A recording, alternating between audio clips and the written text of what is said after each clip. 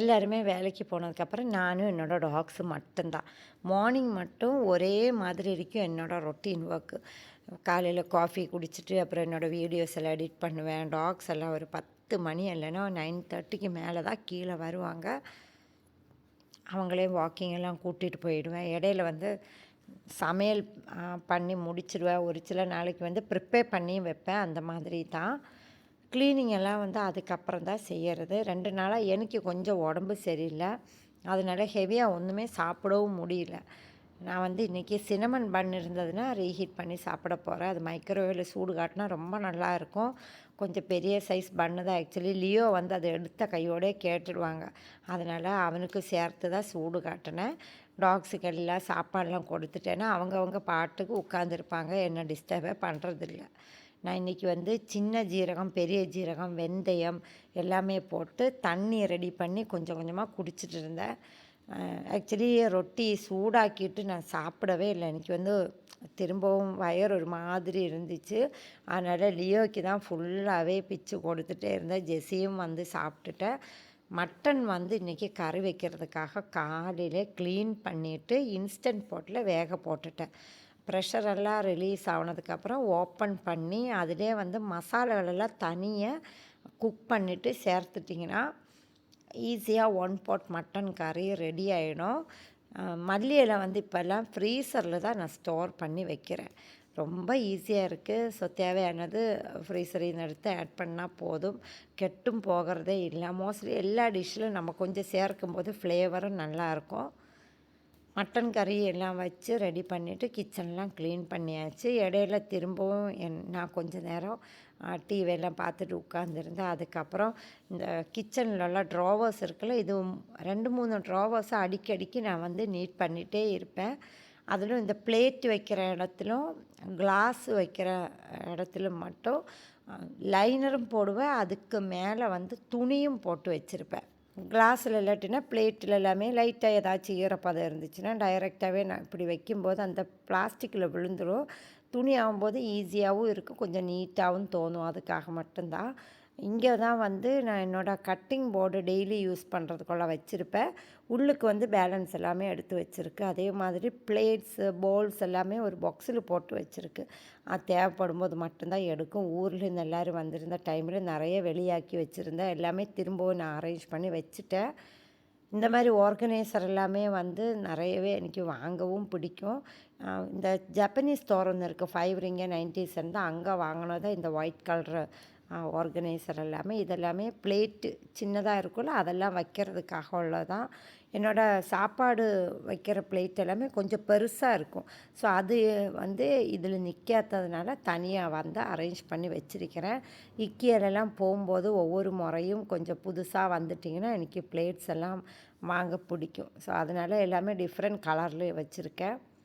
கீழே வந்து எல்லாமே கிளாஸ் லிட் இருக்குல்ல, அது பாத்திரத்தோடது. அதுக்கப்புறம் தோசை கல், பணியாரக்கல், முட்டை எல்லாம் ஃப்ரை பண்ணுறதுக்காக தனியாக வச்சுருக்கிறேன். எனக்கு வந்து தோசை எல்லாம் பண்ணுறதில்ல, இல்லாட்டினா முட்டை ஃப்ரை பண்ணுறதுல ப்ரெட் எல்லாம் டோஸ்ட் பண்ணுறது பிடிக்காது. அதனால் எல்லாத்துக்குமே தனித்தனியாக ஒன்று வச்சுருப்பேன். இந்த ட்ராவரோட பின்னாடி வந்து பார்த்தா கொஞ்சம் நீட்டாக மாதிரி தெரியும், ஆனாலும் நல்லா அழுக்கிருக்கும். அது வந்து இந்த ஒயிட் சர்ஃபஸ் க்ளீன் பண்ணுறதுக்காக மருந்தெல்லாம் போட்டு தான் துடைக்கணும். அது கை கொஞ்சம் சென்சிட்டிவ் ஆயதுனால அது அது துடைக்கும்போது மட்டும் க்ளவ் போட்டுடுவேன். இடையில வந்து திரும்பவும் பார்சல் எல்லாம் வந்திருந்ததுனால டாக்ஸ் எல்லாம் ஒரே சத்தம்.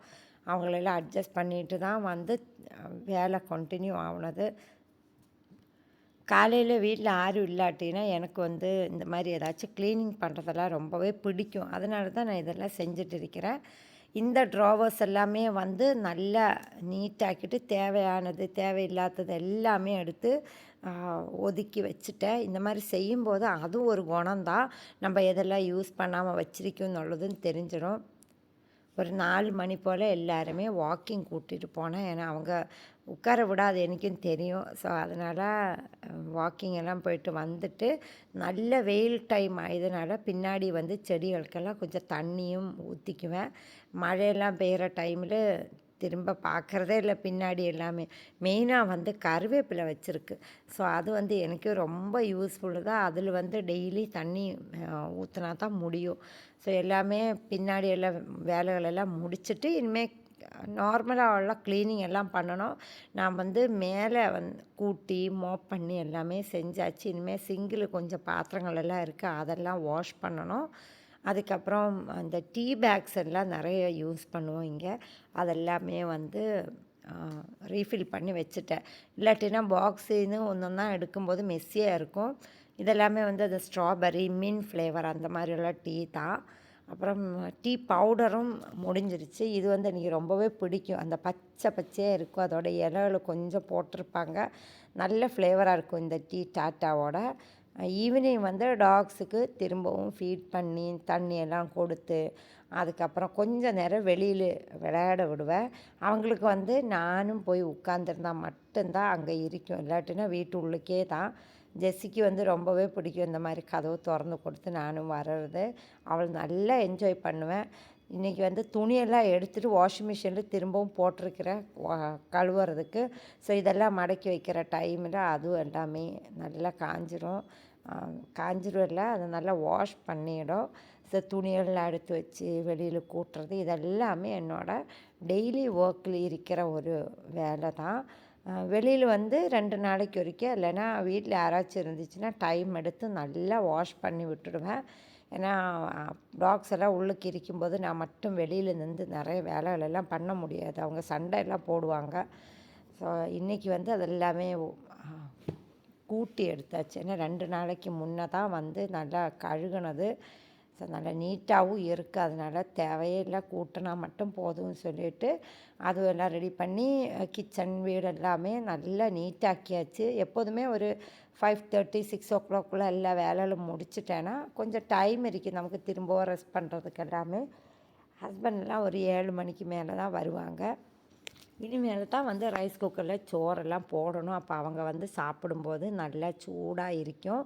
டாக்ஸுக்கெல்லாம் நைட்டில் சோறெல்லாம் இல்லை, அவங்க பிஸ்கட் தான் சாப்பிடுவாங்க. ஒரு வேளை தான் சோறு, அப்புறம் கொஞ்சம் வெஜிடபிள் சாப்பிடும். அவங்களுக்கு பிடிச்ச மாதிரி தான் என்ன கேட்குதோ அதை நான் கொடுத்துருவேன்.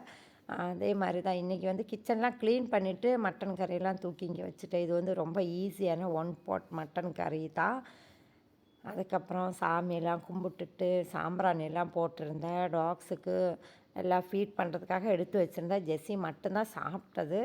பப்பு வந்து தண்ணியும் குடிச்சிட்டு திரும்பவும் வெளியில் போய் அவங்க அப்பா எல்லாம் வர்றது பார்க்குறதுக்காக உட்காந்துருந்தேன். இங்கே வந்து வாரத்தில் ஒரு 2 முறை தான் குப்பை வந்து எடுக்கிறதுக்காக வருவாங்க. மந்த்லி வந்து அவங்களோட ரொட்டீன் மாறிட்டே இருக்கும். போன மாதம் வந்து ஏர்லியாகவே மார்னிங் வந்திருந்தேன். இந்த தடவை இந்த மாதிரி நைட்டில்.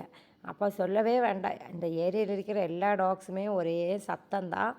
ஸோ அதெல்லாம் முடிச்சுட்டு பார்க்கும்போது ஹஸ்பண்டும் வந்திருந்தாங்க. ஸோ இதுதான் இன்றைக்குள்ள ஒரு சின்ன என்னோடய டே. உங்களுக்கு பிடிச்சிருக்கா இல்லையான்னுள்ளது கமெண்டில் சொல்லுங்கள். எல்லாருக்குமே ரொம்ப ரொம்ப நன்றியும் நான் வந்து இந்த டைமில் சொல்லிக்கிறேன்.